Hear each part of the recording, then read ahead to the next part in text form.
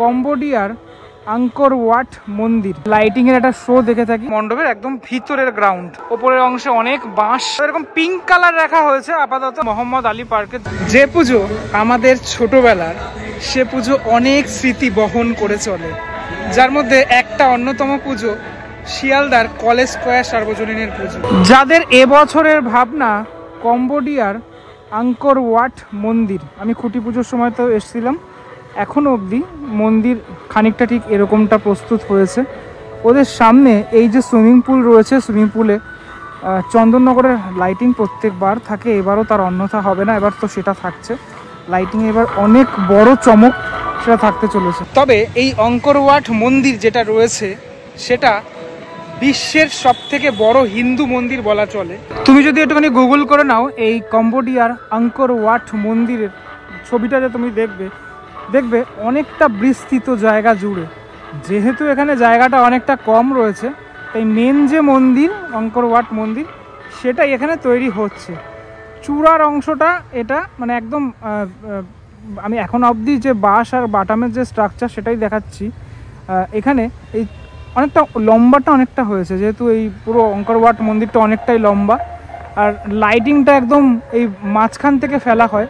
প্রত্যেকবার আমরা লাইটিংয়ের একটা শো দেখে থাকি, এবারও সে লাইটিংয়ের শোয়ের মাধ্যমে এই কলেজ স্কয়ার সার্বজনীনে 2025-এর পুজো সেটা সেজে উঠবে ফুললি। এদিকে ওদিকে সমস্ত দিকেই লাইট থাকে, বিভিন্ন লাইটের যে ট্যাবলো টাইপের হয়, বিভিন্ন যে জিনিসপত্র সেগুলো আমরা দেখতে পাই এই কলেজ স্কয়ারের সুইমিং পুলে।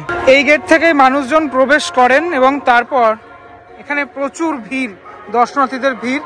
লাস্ট ইয়ারের কথা আমার মনে পড়ছে, এখানটাতে প্রচুর ভিড় হয়েছিল, প্রত্যেকবারই ভিড় হয়। এবার ধীরে ধীরে আমি একদম সামনের অংশটাতে চলে যাব। আপাতত এই মণ্ডপের যে কাঠামো সেটা তোমাদেরকে দেখানোর চেষ্টা করলাম।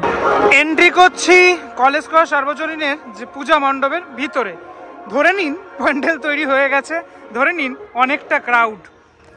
মজা আসছে তো তাহলে? আর কিছুদিন পরেই জাস্ট পুজো, আমরা সেই জিনিসটাই যেটা ধরতে বললাম সেটা আর কিছুদিনের মধ্যেই দেখতে চলেছি। জাস্ট এটা হলো কলেজ স্কয়ার সার্বজনীনের পূজা মণ্ডপের একদম ভিতরের গ্রাউন্ড। এখানেই মেনলি ঠাকুর থাকে, অনেক বড় ঠাকুর তৈরি হয় প্রত্যেকবার। আমরা জানি পদ্মশ্রী পুরস্কার প্রাপ্ত শ্রী সনাতন রুদ্রপাল, তার যে ঠাকুর সেটা কিন্তু এখানে থাকে প্রত্যেকবার। এই সনাতন রুদ্রপালের ঠাকুর আমরা দেখে অভিভূত হয়ে যাই। উত্তরের রাজরানী বলা হয় কলেজ স্কয়ারের ঠাকুরকে। প্রবেশের প্রথমেই আমি যেটা লক্ষ্য করলাম, এখানে কিন্তু এরকম মিরর ওয়ার্ক রয়েছে, যেগুলো এই আঙ্কর ওয়াট মন্দির, সে মন্দিরের ভিতরের অংশটাতে বিভিন্ন জায়গায় প্লেস করা হবে। এই যে এখানে অনেক এরকম ধরনের রয়েছে, মিরর ওয়ার্ক রয়েছে।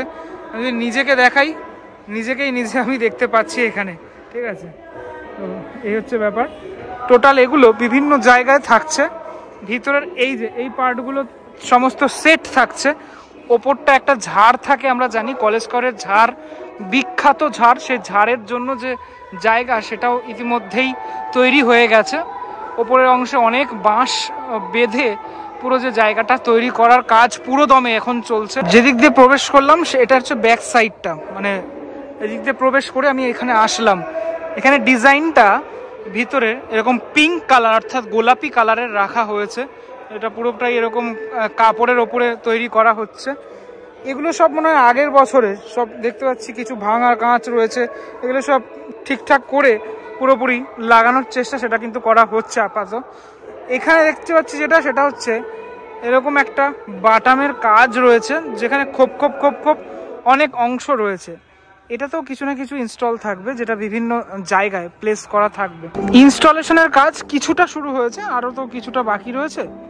এই যে খোপ খোপ খোপগুলো যেগুলো দেখালাম, ওখানেও বেশ কিছু ডিজাইনের মতো আকারে সেটা রয়েছে।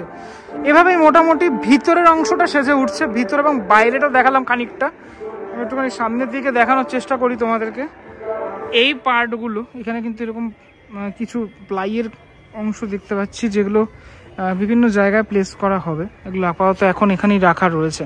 মানুষজন প্রবেশ করেন এখান থেকে এবং এখানে পুরোপুরি ব্যারিকেড দেওয়া থাকে। ব্যারিকেড থেকে ঠাকুর দেখতে দেখতে ভিতরে কোনো প্রবেশ থাকে না, তার কারণ প্রচুর পরিমাণে ক্রাউড থাকে এই ঠাকুর দেখার জন্য।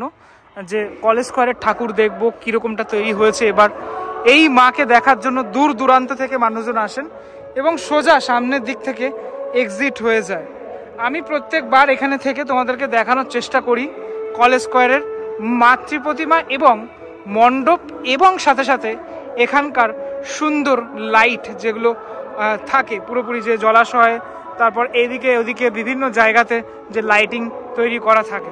কলেজ স্কোয়ারে ঠাকুর যেরকম মানুষ দেখে সেরকম বিসর্জনেও অনেক আড়ম্বর থাকে। যেখানে ঠাকুর থাকবে সেই জায়গাটাতে এরকম লোহারও ব্যবহার করা হয়েছে, আমি দেখছি পুরো শক্তপোক্ত ভাবে বিষয়টা তৈরি করা।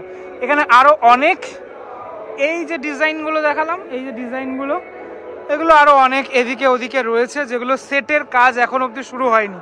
তবে এরকম পিঙ্ক কালার রাখা হয়েছে আপাতত। আমি জানি না এর উপরে কি থাকবে, ঠিক শুধুমাত্র তো পিঙ্ক কালার থাকবে না, আরো কিছু ইনস্টল থাকবে। শুধু এরকম সাদা মাটা ব্যাপারটা সেটা কিন্তু থাকছে না, আরো জিনিসপত্র থাকছে। এটা একদম একটা কোণা থেকে দেখাচ্ছি তো, যেন অনেকটা দেখা যাচ্ছে পুরোটা।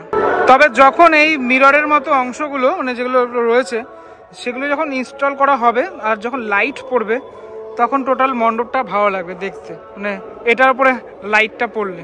কলেজ স্কোয়ারের ঠাকুর মহালয়ার আগেই চলে আসে, মহালয়া থেকেই মোটামুটি মানুষজন দেখতে শুরু করে দেন এই ঠাকুর এবং প্যান্ডেল। কলেজ স্কোয়ারের পুজোটা দেখার পর হাঁটতে হাঁটতে মোটামুটি 10 মিনিট হাঁটার সময় চলে আসলাম মোহাম্মদ আলী পার্কের যে প্যান্ডেল সেটা দেখতে। অনেকেই তোমরা বলেছিলে মোহাম্মদ আলী পার্কের পুজোটা দেখার কথা। এই পুজোটা এখন অনেক ছোট হয়ে গেছে।